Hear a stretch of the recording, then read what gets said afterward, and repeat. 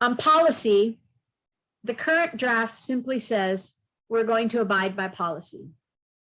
And that, again, just like purpose and scope, it has to be enriched. We want this policy to affirm that it is subordinate to a host of policies describing rules of conduct. For example, it's very possible for somebody, a member of the public, to read this document right now, because it's not very long, and say, oh, this is use of force. This is how our police are going to impose their will on us. And it's not constrained enough. It gives way too much latitude.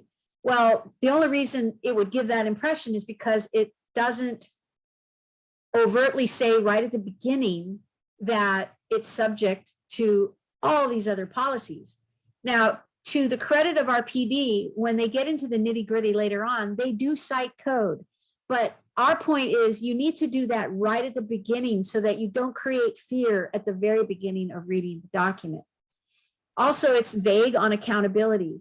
We want the chief of police to be accountable, not their delegate, not a staff member. It's got to be the chief. So we want that made more explicit. We also want to recommit to accountability, independent oversight, and consequences. These are very literal requirements, and we want that expressed up front, in addition to having their own sections later on. And finally, here's where we want to do the reckoning. We want to acknowledge our nation's historical context, acknowledge vulnerable and oppressed classes, and also add a non-discrimination statement. We don't have a non-discrimination statement in our policy.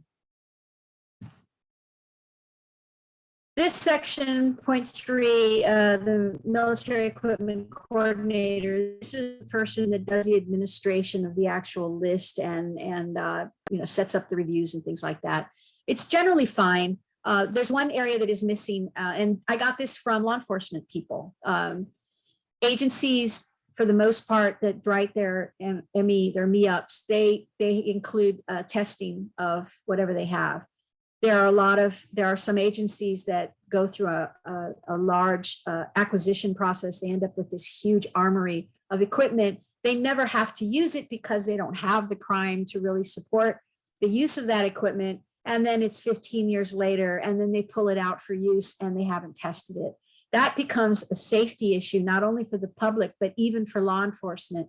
So we want our policy to be explicit about that, because for whatever military equipment we use, say, for example, semi-automatic rifles, you don't see our cops using those every month. So it's very important that testing go on. And even though they may do testing, we want the policy to say that they do testing.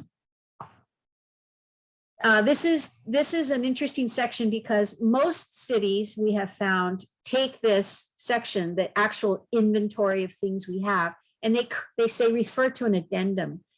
And I like that process, because what it does is it doesn't bog down the policy with a long list of equipment in the middle of the policy. Our policy currently keeps the long list in this section. We're not asking them to change it. It would be very easy for them to just put it in an addendum, so they don't have to redo the entire policy. If we change it, they can just redo the addendum.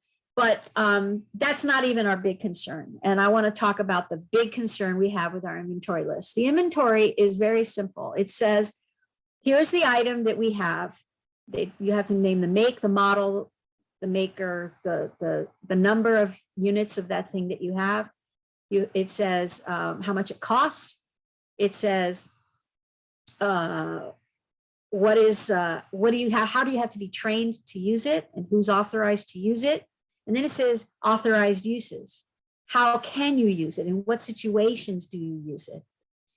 And this is where we have the big problems. Probably the biggest problem we have, other than the lack of oversight and accountability and consequences. This is very important. Right now, in the list of authorized uses for each independent piece of equipment, there's this disclaimer at the beginning of each list saying, this list, these are authorized uses, they're included, but they're not limited to these uses. And that's really an open-ended permission. Now, if you ask our chief or a captain or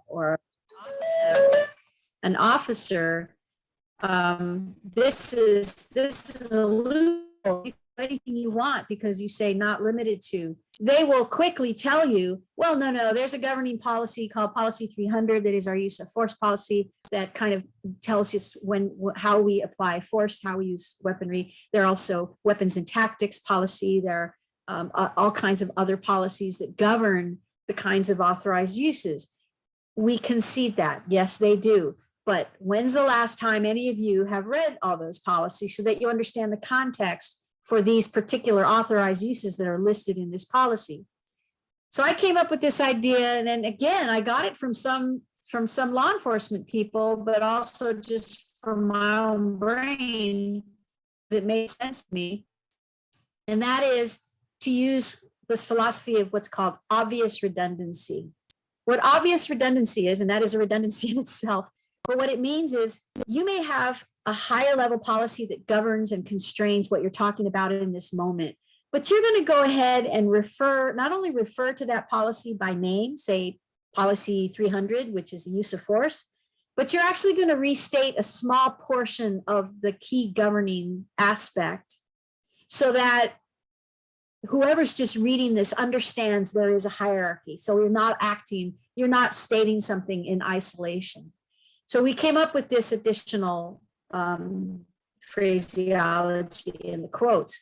We'll keep the included but not limited to, but then you close that loophole, that evident loophole, by saying these and other situations not listed here may be authorized use cases under applicable penal codes. And here's the kicker, case law. Remember I talked about common law, how we're not just governed by the codified statutes, we're also governed and constrained by case law, which eventually may become statutes, but the case law holds regardless. And so we want both of those things, penal codes and case law, called in, because this forms the context within which authorized use exists.